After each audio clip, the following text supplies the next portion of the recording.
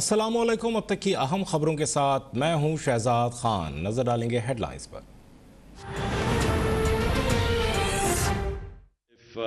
There's pressure put on Pakistan to change its relationship or downgrade its relationship with China. It won't happen because the relationship between Pakistan and China is very deep, and it's not just the governments; it's a people-to-people relationship.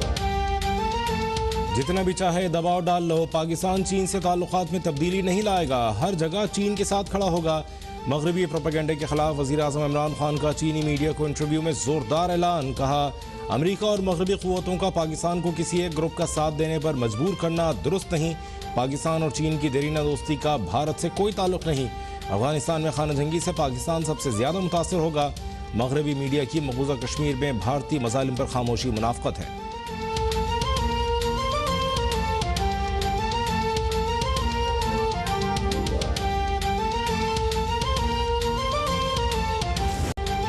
Afghanistan में जारी तनाज़े में कहीं पाकिस्तान की सरजमीन इस्तेमाल नहीं हो रही। उम्मीद है कि अफगान सरजमीन भी पाकिस्तान के खिलाफ इस्तेमाल नहीं होगी।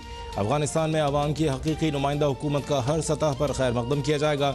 DGISI लेफ्टिनेंट जनरल फैज़ हमीद की पार्लिमानी कमेटी बराए कौमी सलामती को ब्रीफिंग। इजलास में सियासी और पार्लिमानी क़यादत का ब्रीफिंग पर इजहार इत्मीनान। पार्लिमानी कमेटी बराए कौमी सलामती का इजलास 8 घंटे तक जारी रहा।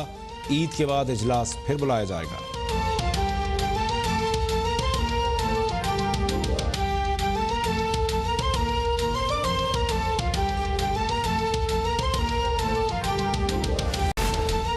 गुज़श्ता माली साल महंगाई अपने भरपूर उरूज पर रही। महंगाई की शरह 8.9%। इदारा शुमारियात के आदाद शुमार जारी। गुज़श्ता साल में गंदम 31%, चीनी 23%, चिकन 21% और मूंग की दाल 20% महंगी। अंडों की कीमत 32%, मसाला जात 23% और फलों की कीमत 12% महंगी हुई।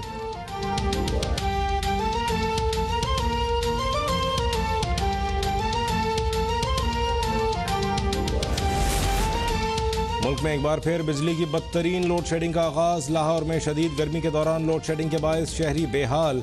हर 1 घंटे बाद 1 घंटे के लिए बिजली जाने लगी। लेस्को को 650 मेगावाट शॉर्टफॉल का सामना। पेशावर में भी 8 घंटे तक बिजली की लोड शेडिंग मामूल बन गई। वफाकी वज़ीर तवानाई हम्माद अज़हर ने सूरत हाल में पीर तक बेहतरी आने का दावा कर दिया।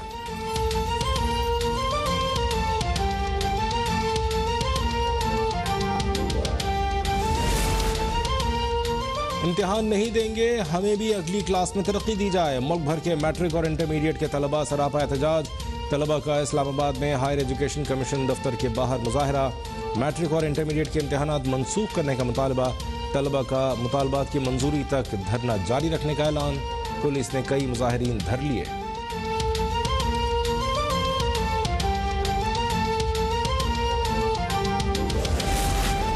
मुल्क में कोरोना से मजीद 40 मरीज इंतकाल कर गए। 1000 से जायद नए केसेस भी सामने आ गए। मुस्बत केसेस की शरह 2.2% रही। पंजाब में कोरोना से बचाव की 38,000 वैक्सीन ज़ाया होने का इंकशाफ। वैक्सीन मुनासिब दर्जा हरारत न होने के बायस ज़ाया हुई। सूबाई वज़ीर सेहत डॉक्टर यास्मीन राशिद ने वाक़े की इंक्वायरी का हुक्म दे दिया।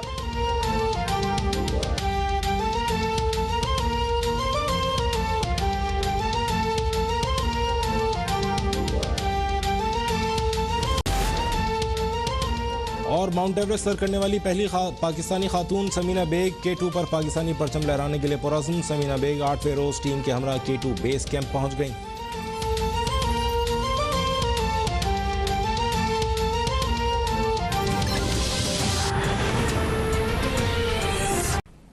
Welcome back. अहम खबर से आपको आगाह करें। पार्लिमानी कमेटी बराए कौमी सलामती का इजलास खत्म हो गया है। पार्लिमानी कमेटी बराए कौमी सलामती का इजलास 8 घंटे तक जारी रहा, जिसमें DGISI की जानिब से तनाज़ कश्मीर और अफगानिस्तान की हालिया सूरत हाल के हवाले से ब्रीफिंग दी गई है। ज़राए का ये कहना है कि इजलास ईद से कबल दोबारा बुलाए जाने पर इत्तफाक हुआ है। Chief of army staff general Qamar Javed Bajwa और DGISI जनरल फैज़ हमीद इस इजलास में मौजूद थे। DGISPR major general Babar Iftikhar समेत कौमी सलामती इदारों के सरबराहान ने भी इजलास में खुसूसी तौर पर शिरकत की। एलामी में कहा गया है कि इजलास में 4 सूबों के वज़राए आला भी शरीक थे। DGISI की जानिब से मुल्क की सियासी और पार्लिमानी क़यादत को ब्रीफिंग दी गई। पाकिस्तान ने अफगान अमन अमल में इखलास के साथ नहायत मुस्बत और ज़िम्मेदाराना किरदार अदा किया। शुरका को ब्रीफिंग में कहा गया कि अफगानिस्तान में पायदार अमन व इस्तेहकाम दरअसल जनूबी एशिया में इस्तेहकाम का बाइस बनेगा। पाकिस्तान अफगानिस्तान में अवाम की हकीकी नुमाइंदा हुकूमत का हर सतह पर खैर मकदम करेगा। ब्रीफिंग में कहा गया है कि पाकिस्तान की सरजमीन अफगानिस्तान में जारी तनाज़े में इस्तेमाल नहीं हो रही है। इजलास में इस उम्मीद का भी इजहार किया गया कि अफगानिस्तान की सरजमीन भी पाकिस्तान के खिलाफ इस्तेमाल नहीं होगी। अफगानिस्तान की सरहद पर 90% बाढ़ का काम मुकम्मल कर लिया गया है। एलामे में कहा गया है कि ब्रीफिंग में सवाल जवाब का सेशन भी हुआ। सियासी और पार्लिमानी क़यादत ने ब्रीफिंग पर इत्मीनान का इजहार किया। इजलास में अफगानिस्तान में अमन, तरक्की और खुशहाली के लिए के नेक ख्वाहिशात का इजहार किया गया। स्पीकर असद कैसर की जानिब से इजलास में मौजूद तमाम शुरका को इशाइया भी दिया गया है। पार्लिमानी कमेटी बराए कौमी सलामती का इजलास ख़त्म हो गया है। यह इजलास 8 घंटे तक जारी रहा, जिसमें DGISI की जानिब से तनाज़े कश्मीर और अफगानिस्तान की हालिया सूरत हाल के हवाले से ब्रीफिंग दी गई। ब्यूरो चीफ इस्लामाबाद नसीम सिद्दीकी हमारे साथ लाइन पर मौजूद हैं, उनसे मज़ीद जानेंगे। नसीम सिद्दीकी साहब, खासा तवील इजलास था, 8 घंटे तक जारी रहा। यानी इस इजलास के दौरान ही हाई टी भी हुई और बाद में फिर इशाइया का भी एहतमाम हुआ। एलामिया के साथ साथ ज़राए क्या बता रहे हैं, इस बारे में भी अपडेट कीजिए। जी बिल्कुल, अफगानिस्तान की बदलती सूरत हाल को और अमेरिका के तेवर को देख के ये इजलास बहुत लंबा हुआ, बहुत इसमें गुफ्तगू हुई, इसमें चाय भी पी गई, खाना भी खाया गया, लेकिन असल जो तवज्जो थी वो तमाम मामलात के ऊपर थी। पार्लिमानी कमेटी बराए कौमी सलामती का इजलास अभी कुछ देर पहले खत्म हुआ है और ये इजलास तकरीबन 8 घंटे जारी रहा है। तो उम्मीद है कि इसका एक मजीद इजलास जो है वो ईद से कबल दोबारा बुलाया जाएगा। Chief of the army staff general Qamar Javed Bajwa और DGISI जनरल फैज हमीद भी इजलास में शिरकत की, जबकि DGISPR major general Babar Iftikhar समेत कौमी सलामती इदारों के सरबराहान की भी इजलास में खुसूसी तौर पर शिरकत हुई। इजलास में चारों सूबों के वज़ीर आला भी शरीक थे। DGISI की जानिब से मुल्क की सियासी और पार्लिमानी क़यादत को ब्रीफिंग दी गई। उनका कहना था कि पाकिस्तान ने अफगान अमन अमल में अखलास के साथ निहायत मुस्बत और जिम्मेदाराना किरदार अदा किया है, जबकि अफगानिस्तान में पायदार अमन और इस्तेकाम दरअसल जनूबी एशिया में इस्तेकाम का बाइस बनेगा। ब्रीफिंग में कहा गया कि पाकिस्तान अफगानिस्तान में अवाम की हकीकी नुमाइंदा हुकूमत का हर सतह पर खैर मकदम करेगी। उनका कहना था कि पाकिस्तान की सरजमीन अफगानिस्तान में जारी तनाज़े में इस्तेमाल नहीं होगी। उनका ये भी कहना था कि इस उम्मीद का भी इज़हार किया जाए कि अफगानिस्तान की सरजमीन भी पाकिस्तान के खिलाफ इस्तेमाल नहीं हो। मजीद बताया गया है मीटिंग के दौरान कि अफगानिस्तान की सरहद पर 90% बाढ़ का काम मुकम्मल कर लिया गया है। इस ब्रीफिंग के दौरान सवालों जवाब का सेशन भी चलता रहा, जबकि सियासी और पार्लिमानी क़यादत ने ब्रीफिंग पर इत्मीनान का इजहार भी किया है। इजलास में अफगानिस्तान में अमन, तरक्की और खुशहाली के लिए नेक ख्वाहिशात का इजहार किया गया, जबकि स्पीकर असद कैसर की जानिब से इजलास में मौजूद तमाम शिरका को इशाइया भी दिया गया। और उसकी इजलास के बाद गुफ्तगू करते हुए राना सनाउल्लाह का कहना था कि आज का इजलास खत्म हो गया है।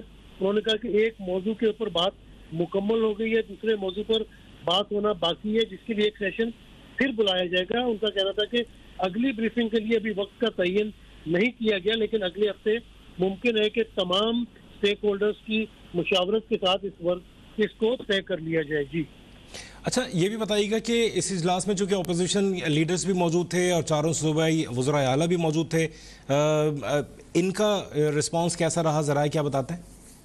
इनका रिस्पांस भी बिल्कुल मुस्बत था, क्योंकि ये कौमी सलामती का मामला था और आपने देखा है कि पाकिस्तान में जब भी कौमी सलामती का मामला आए, कश्मीर इशू हो, अफगानिस्तान का इशू हो या कोई और इशू भारत की तरफ से आए या बैरून मुमालिक की तरफ से कोई प्रेशर पाकिस्तान के ऊपर आता है, तो वहाँ पे हमारे तमाम जो अपोजिशन जमातें और हुकूमती जमातें ये बिल्कुल यकजा हो जाती है और एक पॉइंट इनके ज़हन में होता है कि पाकिस्तान की सलामती जो है वो सबसे बड़ी चीज़ है। तो इस इजलास में